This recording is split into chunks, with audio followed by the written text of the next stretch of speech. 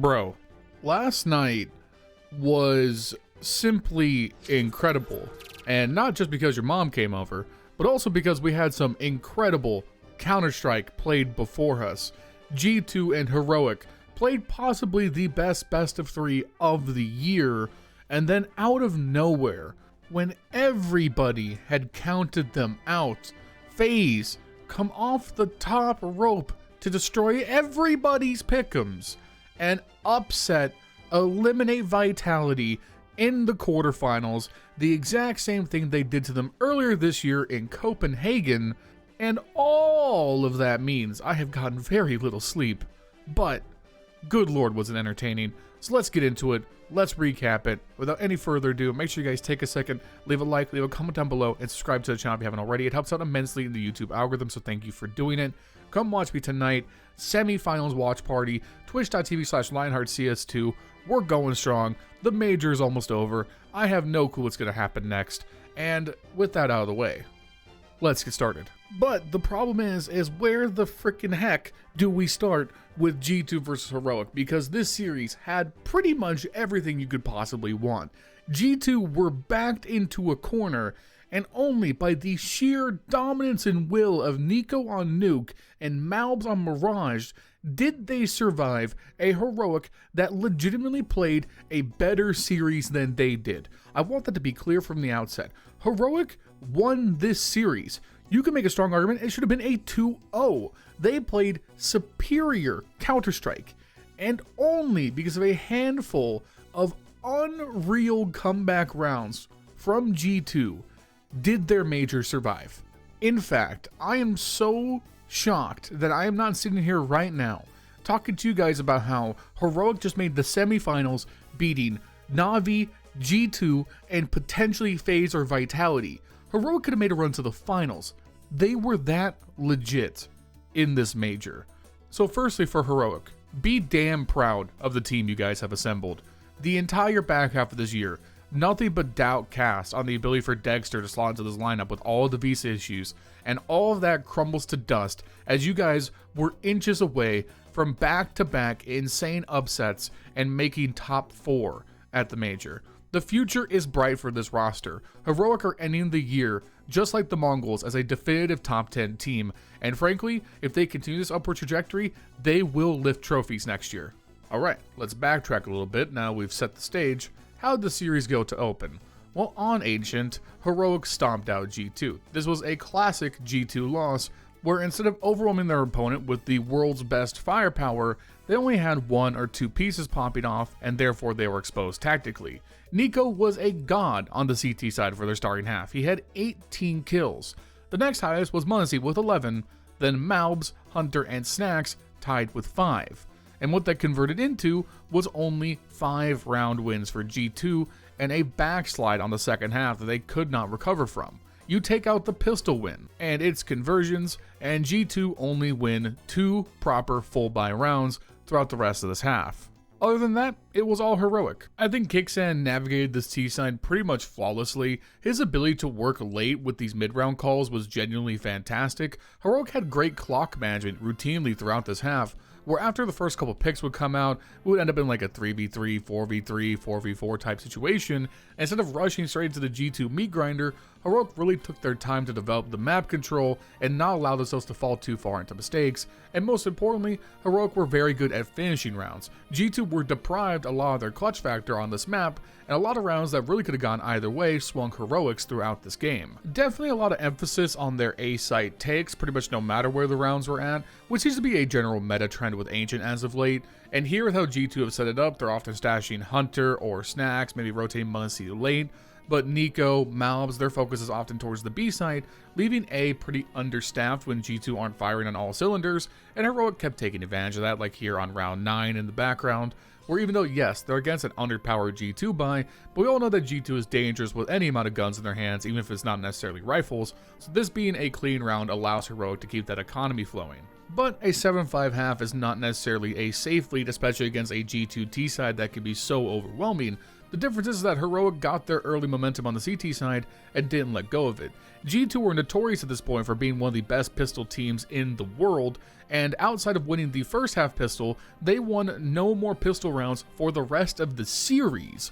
Starting here, Heroic win pistol round, convert the momentum afterwards on the G2 force buy, and only hold G2 to 1 T round for the remainder of the game. Just absolute bomb site dominance with nobody on G2 offering up any kind of resistance or entry power, whether it was smashing into Dexter on the B side with the opponent's hands or NeRTZ in mid with the rifle. G2 couldn't find a way through. Heroic dominate the first map 13-6, and at this point, wee woo, G2 throw alert is being sung in the arena.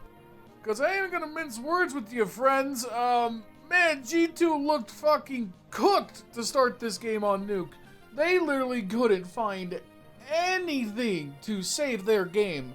Their T side, despite getting 5 rounds, was disastrous to say the least. And like even when they managed to win a round, guys, they lost to a full USP full buy towards the end of this half. Like that's a mistake that only G2 could make. Like, Snacks, get off the ladder, Snacks! I mean, there was just no fragging. m0NESY barely got to 10 kills. Malz was right behind him. Nico was having a disaster game, and like, I was prepared. I was ready. It's G-Tover. You know, the dream is dead. Nico's gonna go to the Falcons. It's gonna be the wrong timeline. No major. It's all over, right? And then Nico happened. He, again, at one point in the second half, like, was 6-11. He ended the game with 26 kills and 13 deaths. He died twice on their CT side. He had 3 or more kills in like 6 rounds of the second half, and they utterly destroyed Heroic in a way that nobody saw coming. It wasn't even that Heroic played a bad T side. They got hit in the absolute mouth at every corner. Dexter got held to 1 kill, and there's no amount of cooking Kicksand could do in any universe to overcome that fragging deficit. I mean, it was unreal. Nico became God. He shifted back to MVP Prime Nico. He rolled the time back. He let everyone know, all of you Zoomers out there who haven't played CS2 for very long, maybe gotten to go later in his life cycle, that up until Simple, there was nobody else who even came close to touching who Nico is. There was no Zywoo. There was no m0NESY. There was no Donk. There was Nico alone on top of the mountain in this game. Keep in mind that Nico also put up incredible numbers on Ancient despite that loss, and he will go on to kind of have a pretty underwhelming Mirage performance, more on that in just a minute. He still ends this series with 10 more kills than anybody else on G2 and almost 20 more than Dexter or Tesses on Heroic. That's unreal. This game on Nuke is one of the best games Nico has played in his entire historic career, and it pushed them to a third map that might be one of the best maps played of the entire year. And oh my god, there's just so much to talk about when it comes to this game. Okay, one thing at a time. Firstly, once again, Heroic get out to an early lead. They win their 3rd consecutive pistol round in the series. They build that out to a 4-2 lead before G2 can really get established with the full buys. There's some good mid holds from m0NESY here early on. Kicksand doing a good job of entering on the T side to create openings for his players. But overall, this game is so scrappy. It's all about who's winning their duels right now. There's not a whole lot of strategy. There's not a whole lot of nuance. It's 2 teams just going at each other, fighting almost at the end of their limits this deep into a series. And it ended up producing so many memorable clutches throughout the game. One of the first ones was here on round 10, where m0NESY and Nico do a really good job of trimming down the Heroic A-side attack, leaving Dexter and NeRTZ in a 4v2 situation. Dexter gets the bomb down, pulls out the plant on default, takes care of Nico in front of Sandwich, trimming it down to a 3v2, but NeRTZ is going to go down to Snacks on the op in short order, leaving Dexter to navigate the situation by himself. And Dexter has just been a heroic savior on Mirage Mirage throughout this tournament. The way he navigates this map, it's his comfort zone, it's his playground, and he shows it with both the rifle and the op throughout this game. Winning this clutch, these headshots around default are just incredible. Just puts Heroic in a great position for the rest of this half, allowing things to remain super close going into that second half, 6-6, where once again Heroic win the pistol round. That is 5 straight pistol rounds against G2, holding G2 to that little pistol success, which once again makes the fact that G2 win this series so remarkable, because it was not the G2 formula that got them there. It was gritty individual heroics. It was also on Mirage, one man, one legend, the Doctor, Mr. Malbs. Because after this opening flurry in the second half, including this great triple kill spray down from Dexter on the A side with the M4, Malbs metamorphed into a monster and just started mashing throughout the server. Literally very next round, it's a Tech 9 Deagle armor buy, it's fast A, they just blitz the site. Malbs at the forefront with the Deagle in his hand, takes care of Shush behind triple, he gets the AK up, Dexter, Tesses trying their best from CT, they get some shots through the smoke, but Malbs, they crept up on the smoke, G2's ready to burst through and get into that CT position, they start running it down, backing Heroic into a corner, everyone's so low health, there's so little time, so little ammo, and you think Heroic might pull out of this, and if they win this round, it's a 10th round, it's a devastating loss for G2, but Malbs on 0 HP, finds the double kill at the 11th hour to steal a round back, start building some momentum, putting G2 in a position to start winning some rounds, and it was all on Malbs. And now it's G2 in classic fashion. They smell blood in the water. They want to tie this game up. It's Nico, it's Malbs, blowing open the B site on Heroic Force Buy, entering through mid, entering through the site, 2 kills apiece on both of the most aggressive players on the team, and suddenly the game gets oh so interesting. Skipping ahead a few rounds, it's now a 10-9 scoreline. G2 are getting ready to tie this up. Can Heroic hold on to the lead? It's a slow round from G2 as they develop the map control. Tesses is going to find the first pick at almost 50 seconds left on Hunter at bottom mid, and now G2 have to kind of panic a little bit. They need to reset. They're forced into an A hit. They don't have much more time or utility to work with. Kicksan here overextends through Palace. Snacks is a great pick to kind of equalize the advantage, and this is a great setup from G2. The top con lurk smoke shadows the fact that Malbs is already up in connector. He creeps through it, finding an insane double kill on Shush and Nurse, nobody expecting the connector creep at all, and now it's Heroic on the back foot, a 2v4 situation, the bomb's gonna go down. And once again, it's Dexter right behind Tesses coming through CT, the op in his hands, and he finds every goddamn shot, eventually ending up in a 1v2 against Munacy and Malbs in perfect positioning for this short plant. He navigates through the side, he uses the smoke to try and bait out responses from G2, he hops up onto the default box, takes out Munacy, swings wide right around the smoke after tapping the bomb, and lances Malbs with an incredible shot. The 4-piece clutch from Dexter, an 11th round. At that point, there's no way G2 can get back into this game, you would think. The very next round, match point, series point on the line, the buy is so thin, a couple of deagles, an AK in Malbs' hands, the hot hand with the hot gun. All he has to do is get his team out there. The A smokes, the flashes, the Molotovs, they all flood in. G2 are on the hunt. Tesses takes the swing from jungle, Malbs finds him before Shush trades him out, Hunter with the immediate refrag, giving G2 the man-up advantage, and considering the heroic money, I thought they were going to save. The bomb goes down, 4 G2 players on the site, surely you can't go for this, but they wait, they play some time, and then Kicksan with the MP9. The perfect flash takes out Hunter, and now the retake is on. Heroic are on the hunt. Dexter coming right behind him through CT, and then it's a flurry. Munacy takes out Kicksan, Dexter takes out Munacy, Nurse takes out Nico, Snacks takes out Dexter, leaving Snacks in a 1v1 against Nurse with the time not on his side. They're both missing shots. The pistols come out. Snacks has switched to the fucking burst on the Glock, and somehow he wastes enough time, jiggles around the corner enough to win an unthinkable clutch to keep G2 alive in the game. And then I gotta pause here, because just like Na'Vi did against Heroic, I think Heroic overplayed their hand.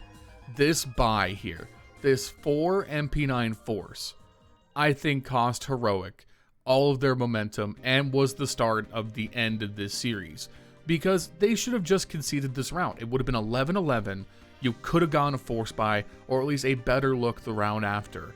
But instead, they went all in all chips on black, trying to force their hand against G2. And honestly, it could have worked. It nearly worked. And I think the innovative play, putting all the MP9s up mid, trying to see what could happen, I think that's a great way to approach it. It gets spoiled by Snacks and lower. Kicksan gamely fights it back with a double kill on the A site. And if it works, then Kicksan's a genius. Straight up. It's a brilliant call if it works. But the problem is, it's left you with no money in the worst possible situation.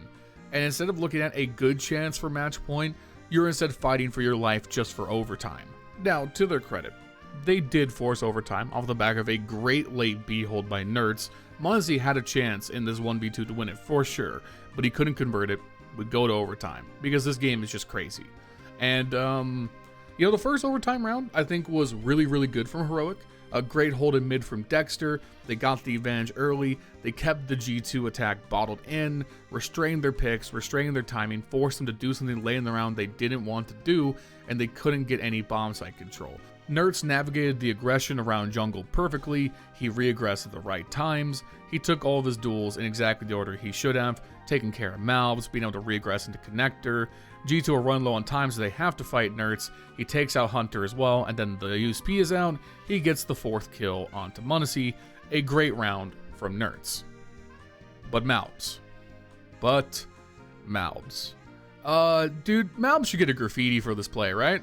Like, there have been a ton of incredible plays throughout this major that I've commented on throughout the course of these recaps, but considering the pressure and the moment and what it all meant, this clutch from Malbs is one of the very best I've seen all year.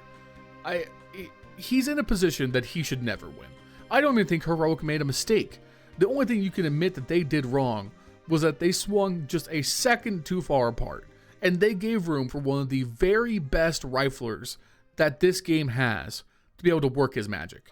And it's after Dexter put them in a 2v4 situation. Like, Dexter's opping should have won them this round, straight up. But there was just that little bit of room, that little bit of wiggle, where Muncie managed to get a pick before getting traded out. Malbs in the 1v3 isolates his duels in the exact way he needed to. All headshots, because he's just that damn good. And again, the first flick after the fake bomb plant is incredible. Incredible. There are only like 4 other players in the world who can make that shot, and Malbs is one of them. I mean, keep in mind, this is Malbs' first major, and in a must-win quarterfinal game on the biggest stage of his career, 28 kills, 21 headshots, 16 deaths, 1.5 rating. While Munacy languished right around dead even, Nico ended with 17 and 22. Snacks was the second best player in the server for G2. Malbs literally won them this series against a Heroic that was that good.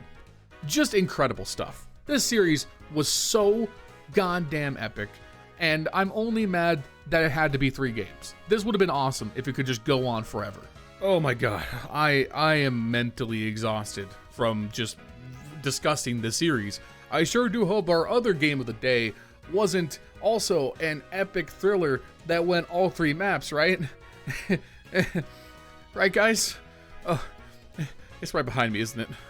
You know, what else is there to say about Faze versus Vitality? This series was in a lot of ways one-sided in both regards. None of the games were particularly close for either team who won them. And, you know, at this point, first map ended. It was about 3 in the morning for me. I was still streaming. Vitality nuked Faze on Nuke. And I was like, yeah, Faze kind of just capitulated, guys. I think it's about time for me to go to bed. So I did. And I went to bed. Then I woke up at about 6 hours later, looked at my phone, and precisely said, "What? What the fuck?" Like, I cannot sell to you just how badly Faze looked in this Nuke game, because literally nothing worked. They were down 8-0 to start off, and yes, it's Nuke CT side, but the clinical precision that Vitality dispatched with damn near everything Faze tried to do was insane. Other than Rops, legitimately nobody on Faze looked ready for this series. They looked like they wanted to go home. And honestly, again, given everything this team is dealing with, I think we all kind of expected them to capitulate after losing the first map in a must-win best-of-3 in disastrous fashion, but I guess that's just on us for not expecting FaZe comeback to this point, because FaZe love to lose first games and then just destroy everyone's pickups, I guess. Because after getting shellacked on Nuke, we go to Mirage, which, keep in mind, Vitality are the best Mirage team in the world. FaZe are not. And, you know, they just destroyed them on Nuke, might I add, destroyed. FaZe should have lost. FaZe should not have been able to come back in this series. You look at the score lines. It's not even like FaZe had a ridiculous carry from any of their individuals. They just played better Counter-Strike than Vitality.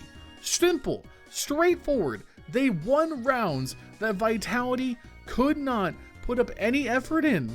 Vitality's usually incredible T-sides could not get past Brokey, Rain, or Rops to put up any kind of effort. And when you look at the T side, it wasn't like ZywOo was missing. Flames had good impact on the entries. Mezzy wasn't terrible. Apex wasn't terrible. Sphinx was good.